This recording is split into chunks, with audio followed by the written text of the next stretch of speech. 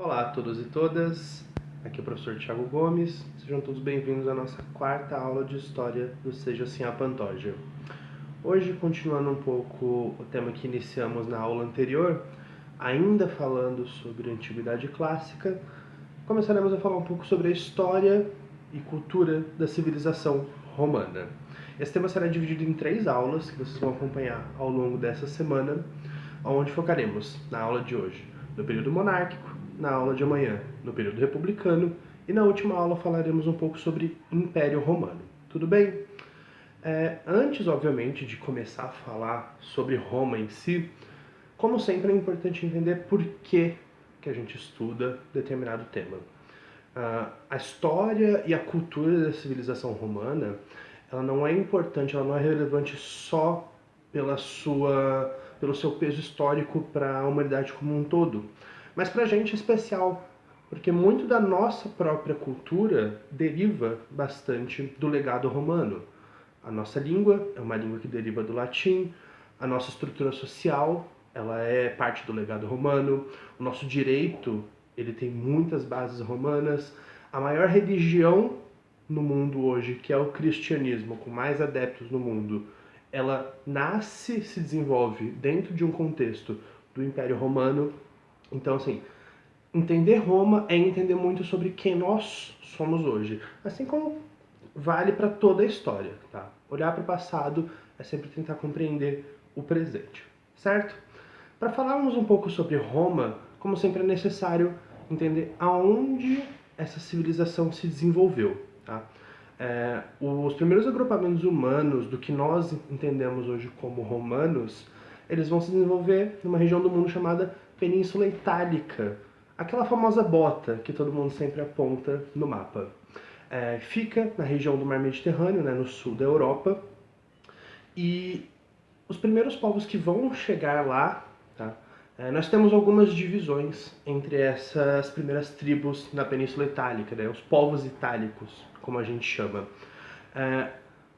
O principal deles, dos que chegaram posteriormente na Península Itálica, são os etruscos, que são povos indo-europeus, ou seja, povos vindo da Ásia Central, que chegaram ali por volta de entre 2000 e 1700 anos antes da Era Comum. Mas, além dos etruscos, você já tinha uma população nativa da Península Itálica que eram os latinos. Tá? Os latinos, estima-se que eles já estavam presentes nessa região, na região central da península, desde mais ou menos o final do período neolítico. Tá?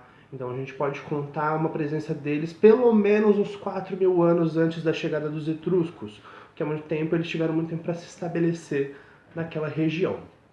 É muito importante entender também a relação que essas comunidades vão ter com o principal rio da península, que é o rio Tibre, não confundir com o rio Tigre, que estava na Mesopotâmia.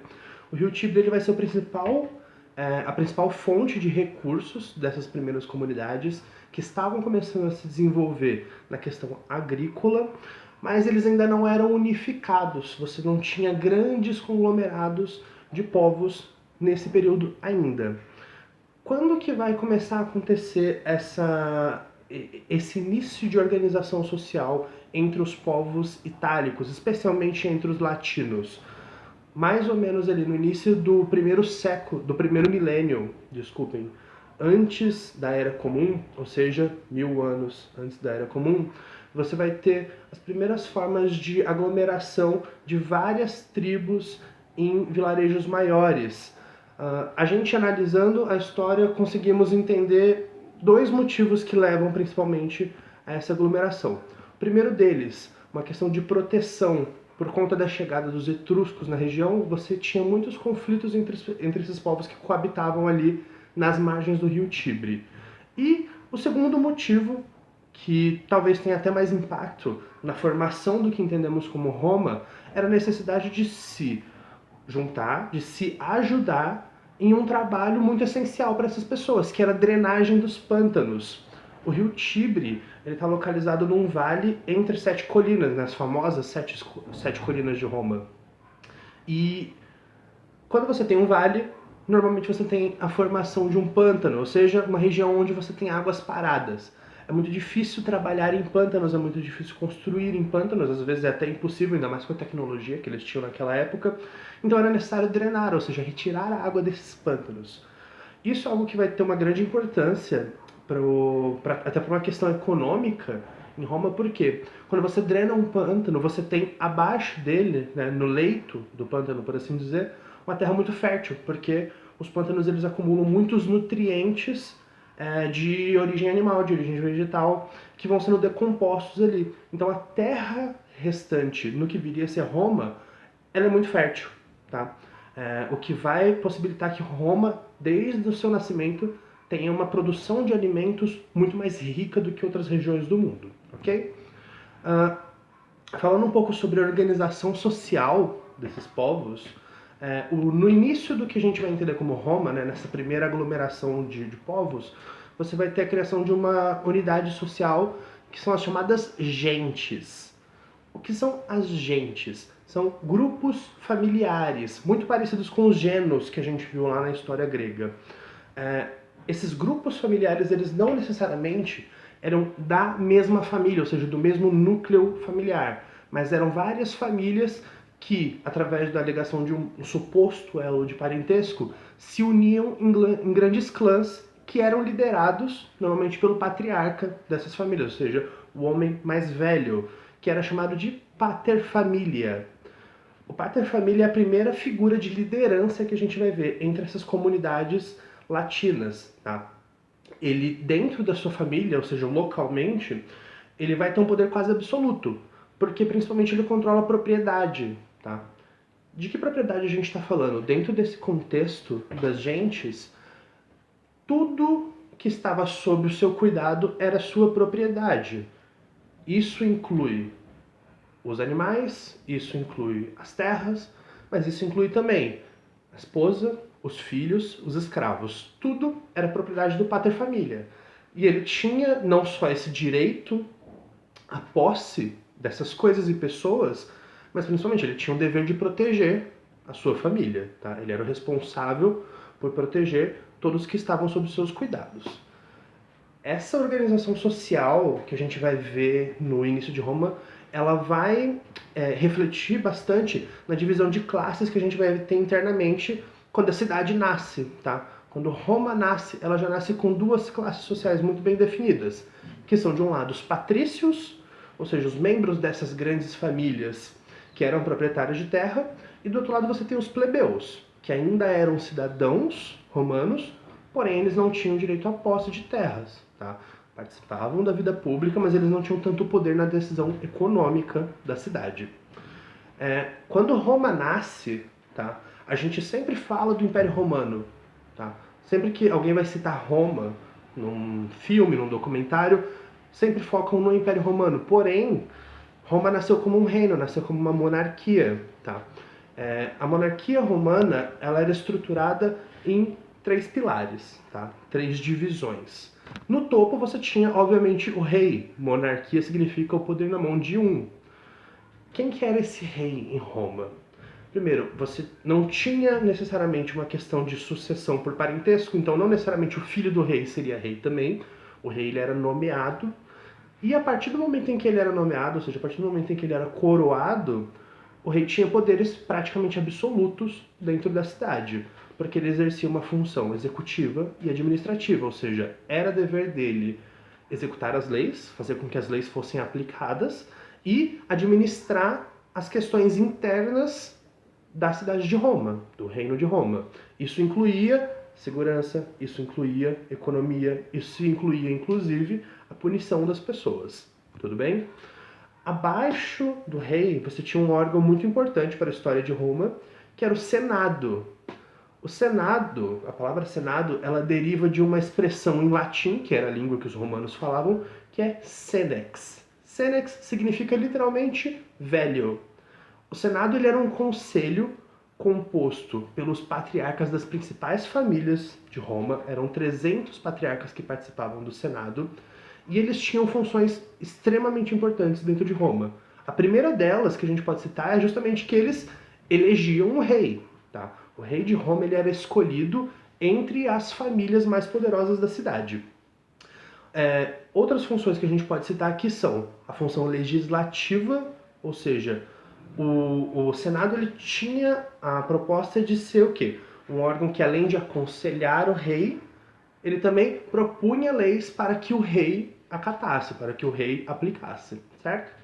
Abaixo do Senado você também tinha um outro órgão que era o que incluía justamente todos os cidadãos de Roma, patrícios ou plebeus, que era a Cúria.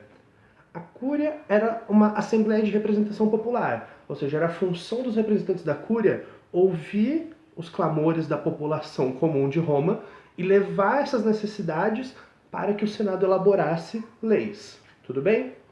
Esse sistema da monarquia romana, ele durou entre 753 antes da Era Comum até 509 antes da Era Comum. É um período que parece longo pra gente, mas ele é relativamente curto. A gente teve ao todo 7 reis em Roma. É importante citar aqui que os primeiros desses reis, eles muito provavelmente são reis míticos, ou seja, são lendas que foram criadas por aquela cultura para justamente justificar a forma como a sociedade se organizava. Mas dos últimos reis de Roma nós temos alguns registros a mais. Até porque boa parte desses registros foram destruídos posteriormente, então a gente não tem tantas informações assim sobre o período monárquico, tanto que vocês vão reparar que a aula de hoje é um pouco mais curta do que as normais. O último rei de Roma é um sujeito chamado Tarquínio, que era chamado pelos seus opositores como Tarquínio o Soberbo. Por que o Tarquínio ele era tão mal visto pelas pessoas mais influentes de Roma? O governo dele, o reinado de Tarquínio, ele é marcado por uma tirania muito grande. Você tem claramente uma tendência dele de tentar centralizar o poder na própria figura. Tanto que uma das decisões dele é diminuir o número de cadeiras do Senado de 300 para 60 pessoas, como uma forma de tirar o poder da mão das grandes famílias e centralizar o poder em si.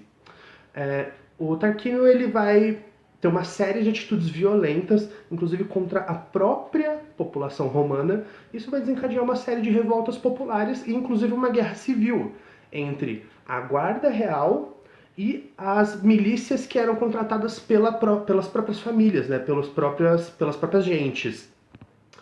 Isso tudo vai culminar em 509 antes da Era Comum na expulsão de Tarquínio de Roma, ou seja, ele é mandado para fora da cidade, eles tiram o rei do poder. Por conta disso, por conta desse último reinado em Roma, você tem as grandes famílias romanas, os patrícios de Roma, muito preocupados com a possibilidade de que, se um outro rei entrasse no poder, que ele tomasse as mesmas atitudes e, eventualmente, até tirasse totalmente o poder das mãos do Senado. Então, o que vai ser escolhido pela política romana? A formação de um novo sistema político, onde, ao invés de um rei, você tem a figura do cônsul. O que é o cônsul? Ele é uma espécie de primeiro-ministro. Ele é um membro do Senado que é eleito entre os senadores para executar as funções executivas, tá?